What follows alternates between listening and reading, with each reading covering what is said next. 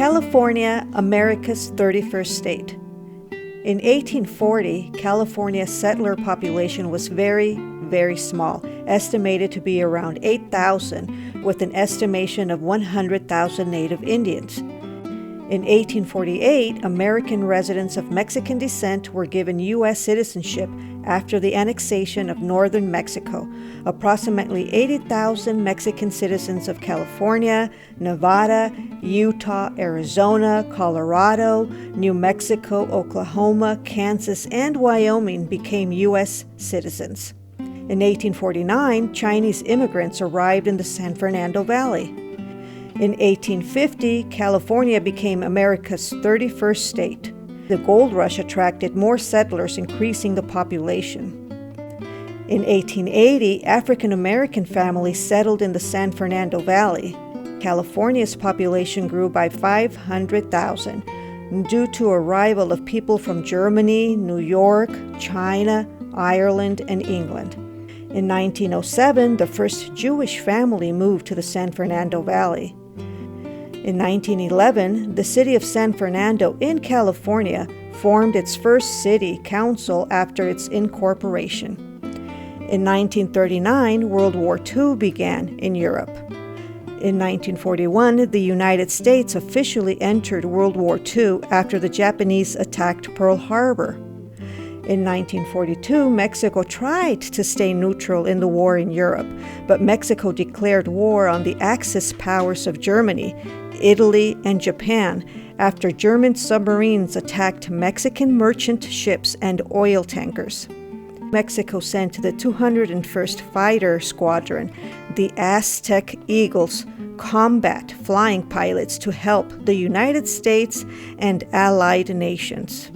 Due to labor shortages in the United States, because many Americans joined the military to fight in World War II, the Bracero program was created, known as the Mexican Farm Labor Program. Mexico and the United States signed an agreement to allow short-term working contracts. Mexican workers were assigned to work in farmed fields and installation of railroad tracks. In 1950, according to the California's first census, population increased by 20 million.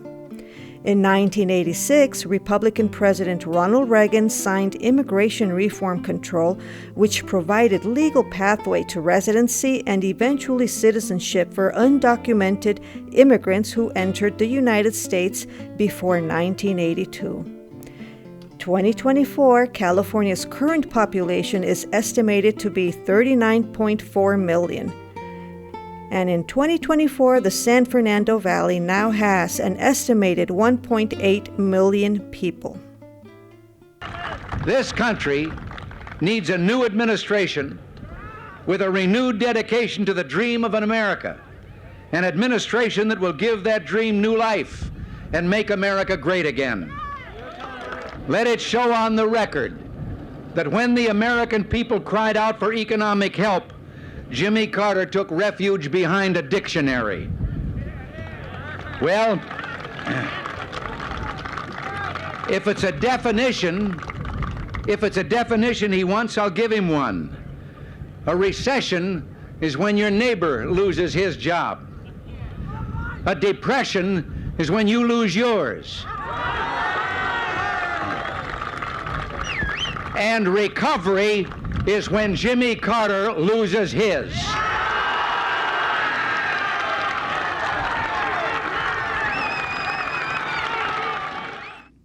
Future generations of Americans will be thankful for our efforts to humanely regain control of our borders and thereby preserve the value of one of the most sacred possessions of our people, American citizenship. So now, I'll get on with the signing and make this into law. Hope nothing happens to me between here and the table.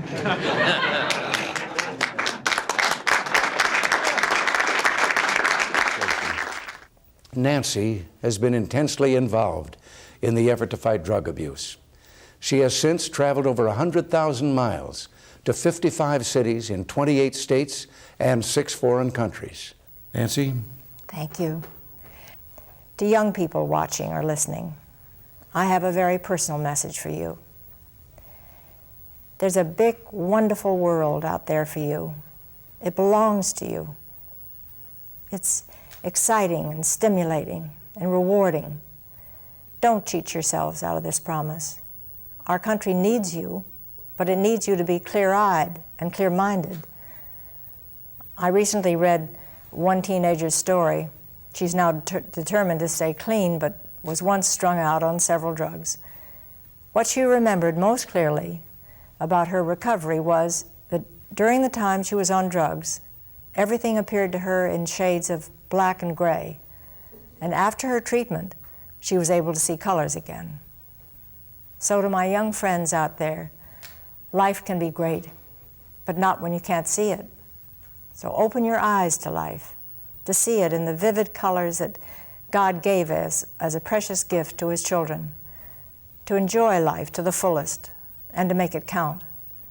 Say yes to your life, and when it comes to drugs and alcohol, just say no.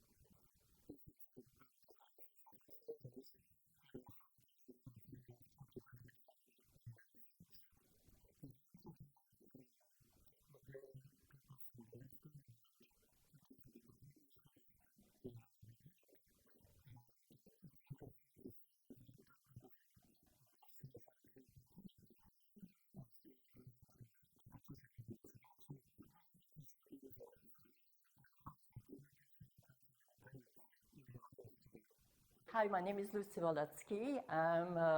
By the way, people say I have an accent. I'm French-Canadian. I want to mention that. It's very important. But I'm a proud American. And of course, I'm running for California State Senate, District 27, that covers pretty much West San Fernando Valley and also Ventura County. And that's why I'm here. And I'm so happy to be able to connect with you and say to the world who we are and what we want to fight for. I'm here to tell you that the American Legion room that we're in right now is a holy place. Let me explain. On May 5th, 1945, almost 80 years ago, the American Army stumbled across a Nazi concentration camp called Mauthausen, that today is in Austria. One of the people in that camp, who was on the verge of starvation and death, was a young person who was an architect before World War II, who lost 94 members of his family butchered by the Nazis during the Holocaust. And when he heard that the Americans had arrived, he was too weak to stand to go out and thank his liberators. So Simon Wiesenthal, who weighed 90 pounds, crawled out into the main yard and clung to the first American soldier he saw. Simon Wiesenthal would go on to become the great Nazi hunter. But on that day, the first doctor who saw him said another 4 or 5 days, and Wiesenthal and many of the other inmates in this horrific place called Mauthausen would have been dead. So Simon always loved America. And when you come to our Museum of Tolerance, we have a very special flag from Mauthausen that speaks to the situation today here in America. There was a race between the Soviet military, the Russians, and the United States. They were both in Austria.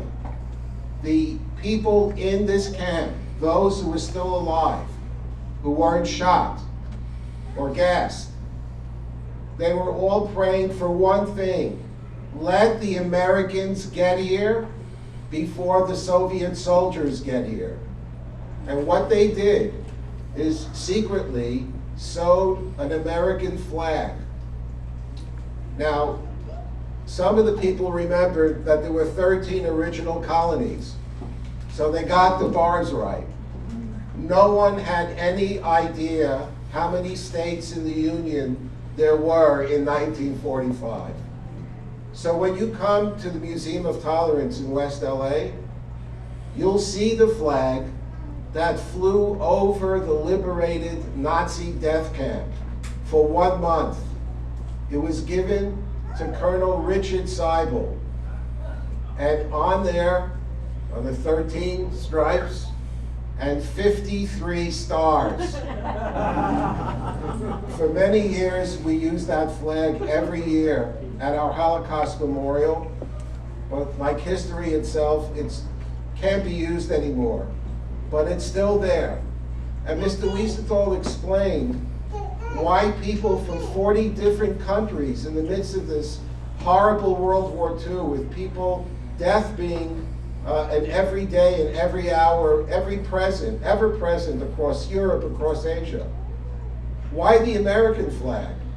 Because people knew the difference between what the American flag stood for, what the potential of America was. And many of them had already experienced what communism was like under Joseph Stalin. So there was no question that people who had many different languages, different religions, the Jews who could barely stand or not stand at all, everyone hoped and prayed that it would be the United States flag that would reach them first. I do not endorse candidates. I'm not here to endorse any politician. I am here because of this amazing bishop who's figured it out and has walked the walk and talked the talk for years. any changes that's going to bring a positive change to the United States and here in our beloved California and this part of this great state is not going to come from diktats from Washington or Sacramento. The changes, the values must come from the community. When I heard about today's event, I told the bishop, I'll be here. I'm honored to be with you. I believe the late, great Simon Wiesenthal, who would go on to bring over 1,100 Nazi war criminals before the bar of justice, that he would be honored that his name would be associated with this effort. So if those of you who wish to rise, I will say a chapter of the Psalms. In Hebrew we call it Tehillim. I'll read it in Hebrew and then in English. The Psalms were written by King David. Shir Lamalot, Esa Enai El Heharim, Me'ayin Yavo Ezri. A song for ascents. I shall raise my eyes to the mountains, from where will my help come? Ezri Me'im Adonai, Oseh Shamayim Va'aretz. My help is from the Lord, the maker of heaven and earth. Al Yitei Lamod Raglecha, Al Yanum Shomrecha. He will not allow your foot to falter. Your guardian will not slumber. Hinei Adonai Shomrecha, Adonai Tzilecha Ayad Yaminecha. The Lord is your guardian. The Lord is your shadow. He is by your right hand. Yomam HaShemesh Lo Yakecha V'Yareach Balayla. By day the sun will not smite you, nor will the moon at night. Adonai Yishmorcha Mikol Ra Yishmor Nafshecha. The Lord will guard you from all evil. He will guard your soul. Adonai Yishmor Tzeitcha Uvolecha Ve'ata B'Yad Olam. The Lord will guard your going out and your coming in from now and to eternity. Amen. Amen. Thank you, thank you. Gina, would you come up and introduce our VIP panelists? Ladies and gentlemen, I'd like to introduce, and I'm going to mention everybody. I'm not going to make a mistake. Randy Economy, political consultant. Matt Bartley, Hollywood executive producer. Christian Purdue, Hollywood director.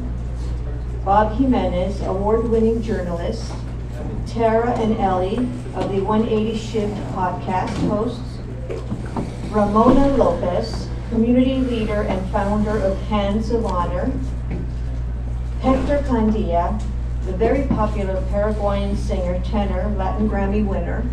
Eliana Alexander, award-winning Mexican-American actress and singer. Lilia Guizar, Mexican-American actress, daughter of the Mexican actor Tito Guizar. John Nicotine, international stunt actor. Vienna Hayden, international actress. Jay Montalvo, international Hollywood actor. Lisbeth Gallegos, award-winning journalist. Liz Ullman, actress, songwriter, and producer, and daughter of the rock and roll star Greg Allman. Zeke Hindle, CEO of Mobilizing Civic Engagement. Sharon Jimenez, 2024 Los Angeles County Team Kennedy. Shannon Bobo Cordu, Hollywood casting director.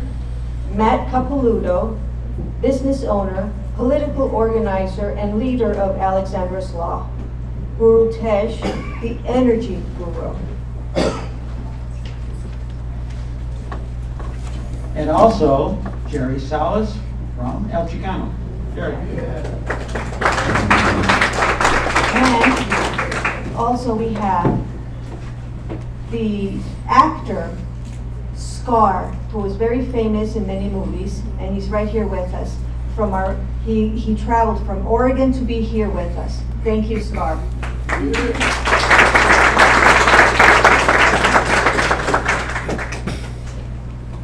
Ladies and gentlemen, you know, a lot of work goes into this effort, and you know, this is one of many, and someone who has been a longtime friend and someone that we kind of like grew up and just admiring her work, and that is Sharon Jimenez.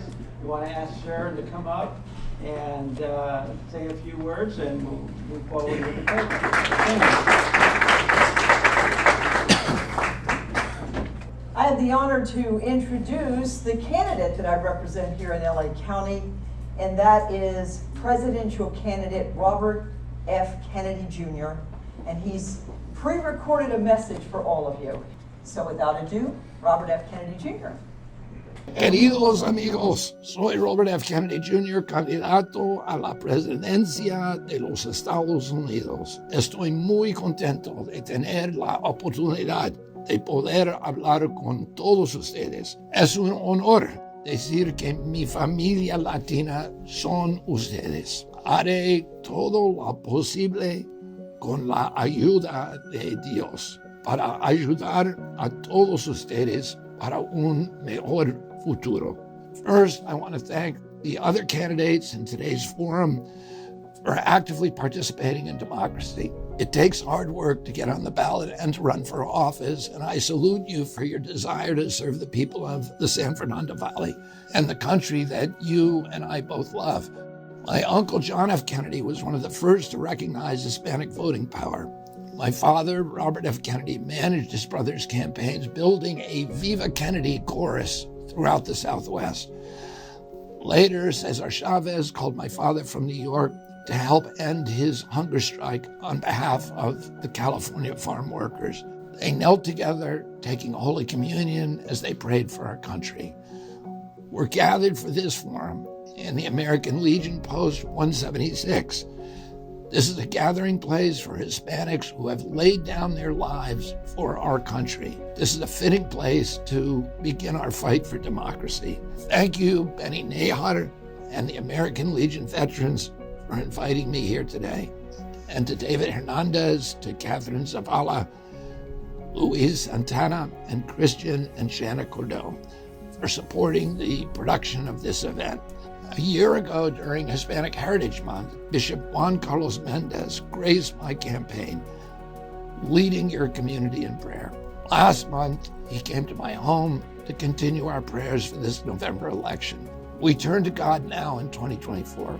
Many of you are experiencing the consequences of our failing economy. Even though Latinos are some of America's hardest working people, many of you can barely pay your bills. Many of you are losing the ability to provide a home for your family or a car to get to work.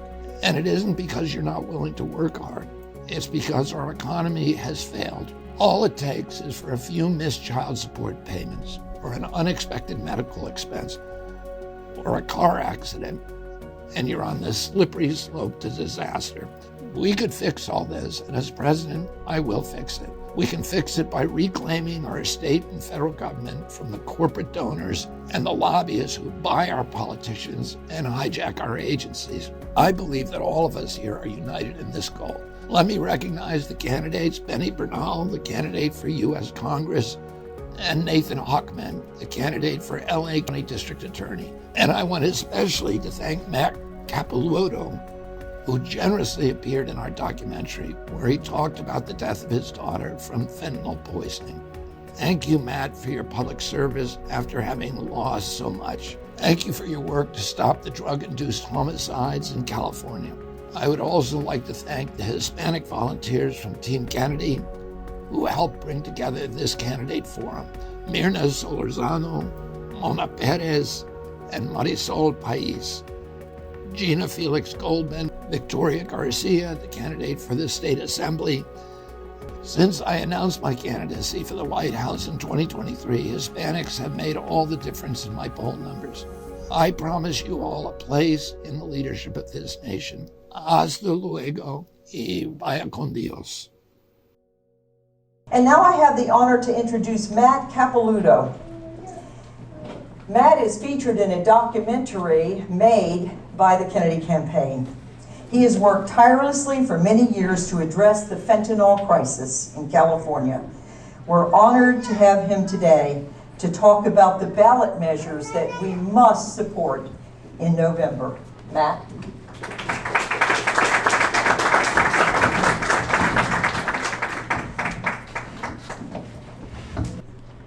I want to thank you for allowing me to be here to speak amongst the distinguished guests.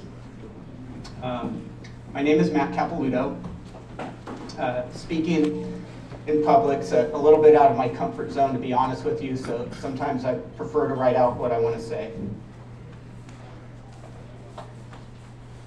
I'm here today to talk about the most prolific serial killer of our time, the fentanyl dealer. Fentanyl is a poison that's killing more Americans between the ages of 18 to 45 than anything else. Let that sink in for a moment. More than car accidents, more than suicide, more than guns, more than disease, more than anything else. It's also important to know that less than 2% of all drug deaths result in the conviction of a drug dealer. These dealers prey on communities with no regard for human life, distributing counterfeit pills and tainted drugs that end lives and devastate families. But we can do something to stop them. We can pass Alexandra's Law.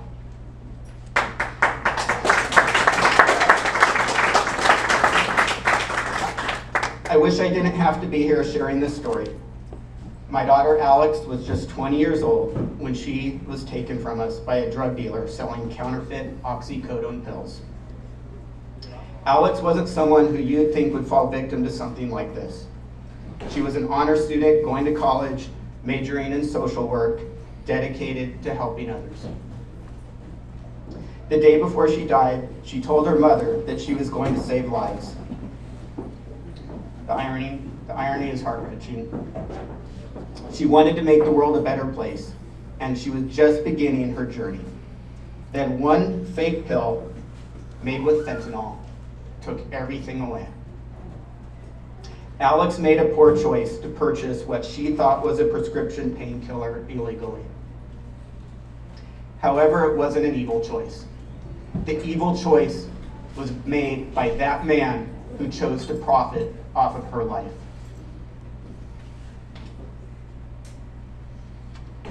The problem we face isn't just about the fentanyl epidemic. It's about holding the people who peddle this poison accountable. Right now, there are no specific laws in California to hold fentanyl dealers responsible for the deaths they cause. It's no wonder California leads the nation in fentanyl deaths. A dubious honor. Prosecutors face enormous challenges when trying to prove implied malice in drug-related homicides, which basically means they have to prove the drug dealer knowingly acted with disregard for human life. It's a legal standard that's difficult to meet without clear evidence that the dealer knew their actions could kill. That's where Alexandra's Law comes in. This law would ensure that those convicted of drug-related offenses receive a formal admonishment, warning them of the deadly consequences of selling drugs like fentanyl. If they continue to sell and someone dies, that admonishment would provide the evidence prosecutors need to prove implied malice. It gives law enforcement a tool to take these killers off our streets and bring justice to families like mine. Fortunately, we have an opportunity to pass Alexandra's Law because it's included in Proposition 36. Proposition 36 is a comprehensive measure that tackles some of the most pressing issues in our state: homelessness, drug addiction, retail theft, and the fentanyl crisis. This is a crisis that isn't just affecting certain communities. It's everywhere. Urban, suburban, rural, no community is immune. We need a strong response that addresses the root causes and consequences of this epidemic.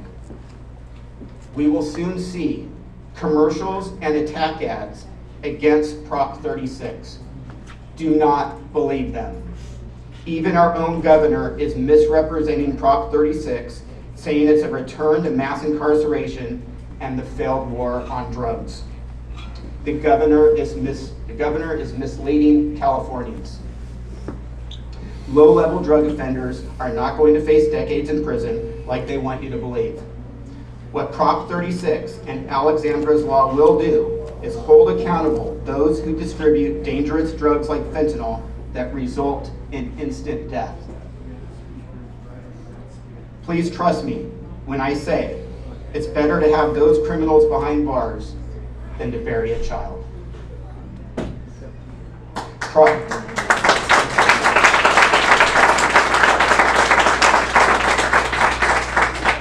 Proposition 36 offers a comprehensive response by investing in treatment for addiction, providing support for those experiencing homelessness, and giving law enforcement the tools they need to hold criminals accountable.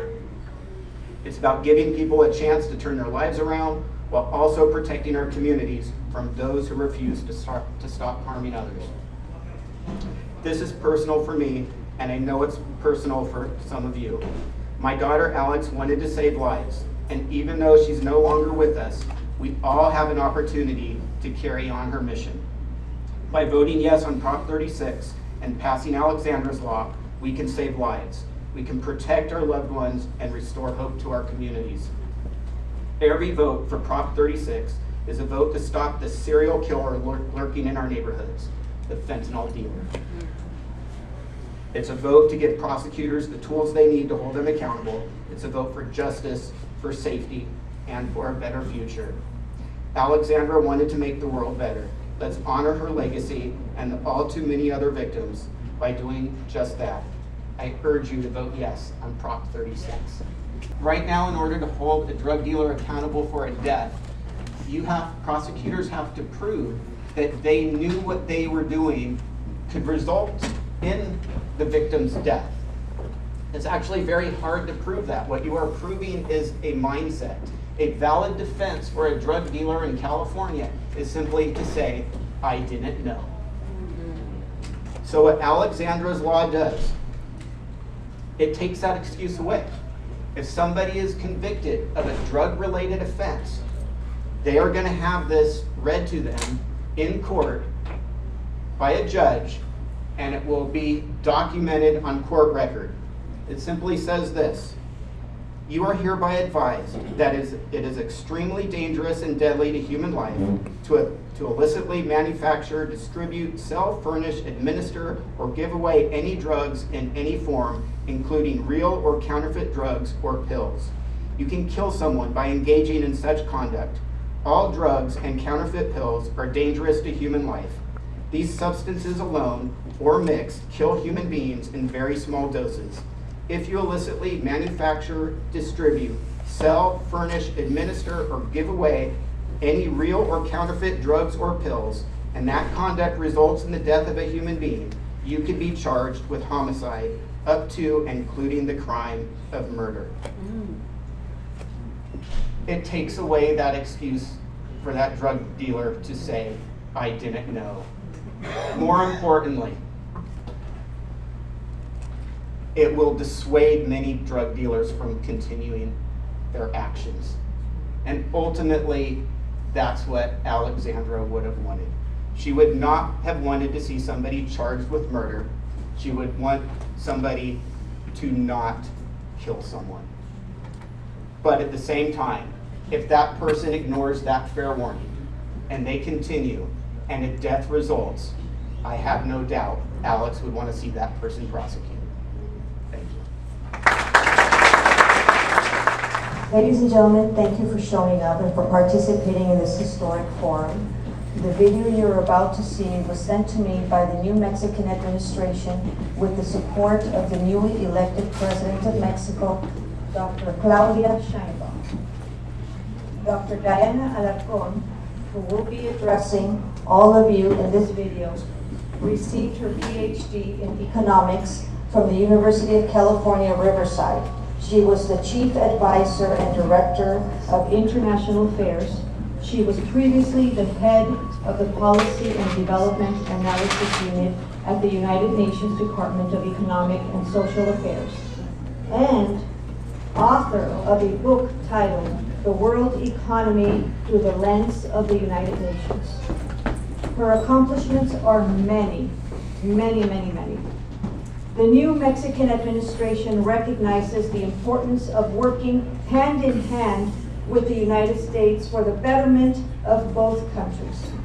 And I will now introduce to you the video that the new Mexican administration sent for all of you to see.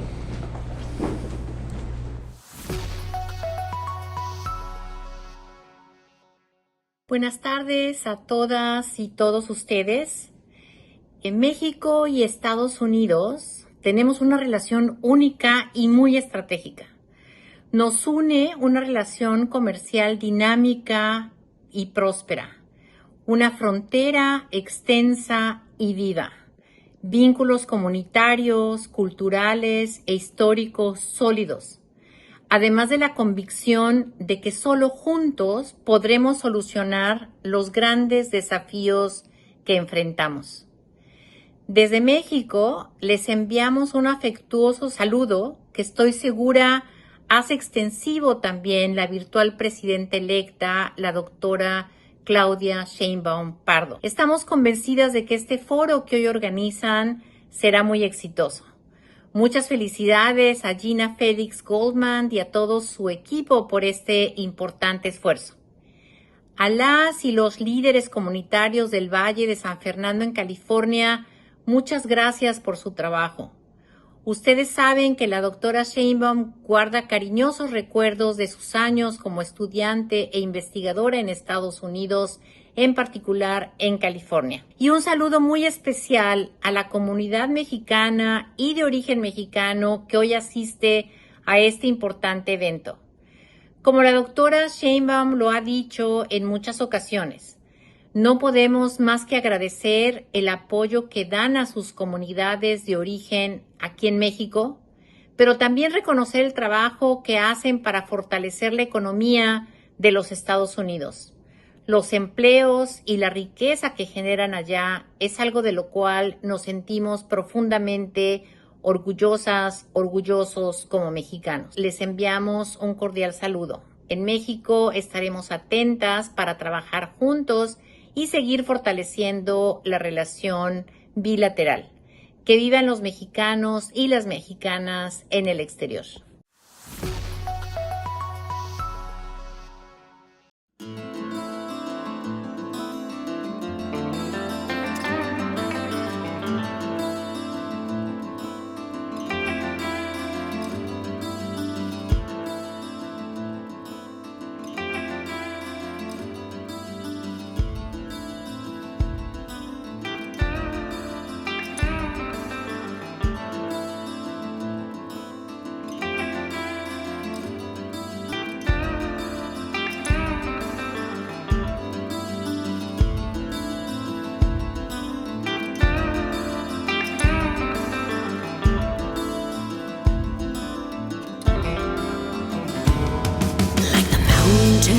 Before me, it's your love that holds me.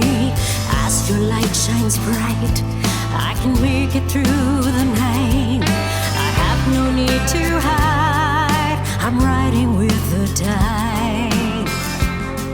With your love, Lord, with your love. With your love, Lord, with your love.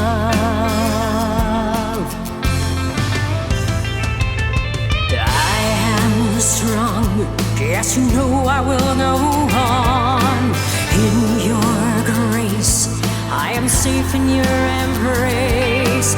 I am strong, yes, you know I will go on. In your grace, I am safe in your embrace. I am strong.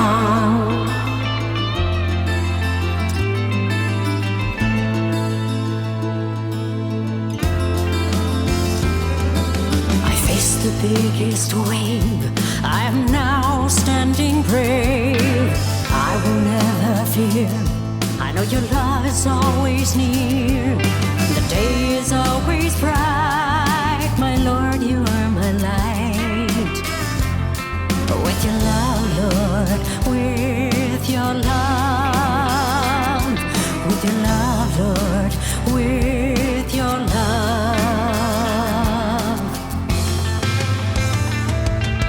I am strong. Yes, you know I will go on. In your grace, I am safe in your embrace. I am strong. Yes, you know I will go on. In your grace, I am safe in your embrace. I am strong.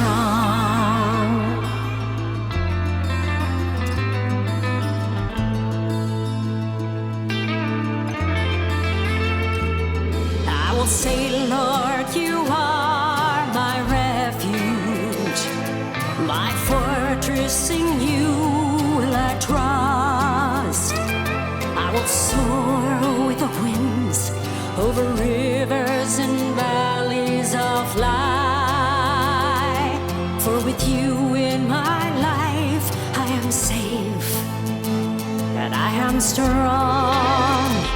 I am strong.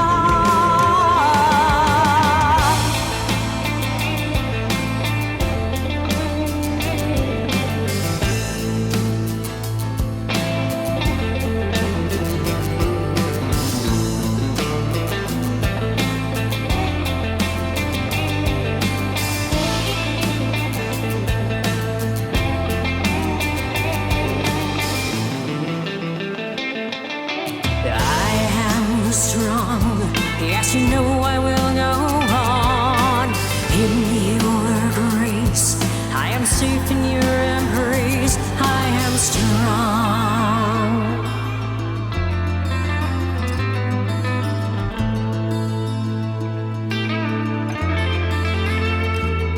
I will say, Lord, you are my refuge, my fortress. In you will I trust.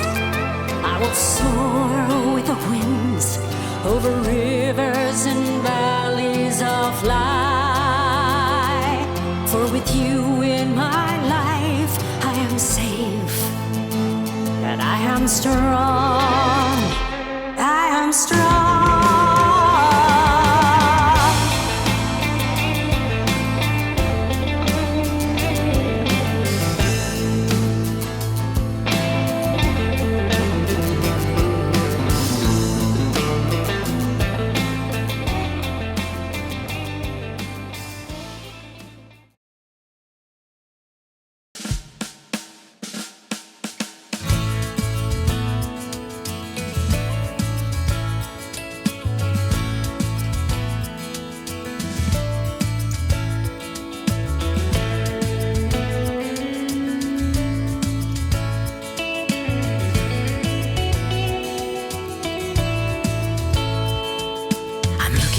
Your picture as we say goodbye to you.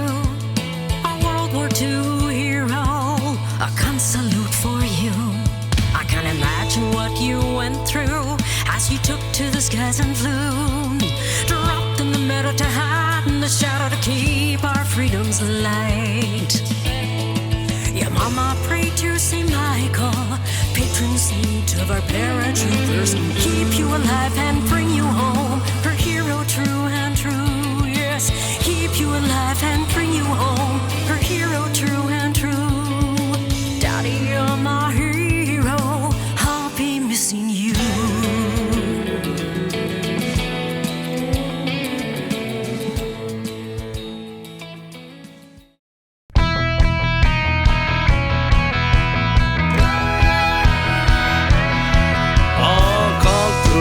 Who haul our stuff, salute to the man who protect our laws. We are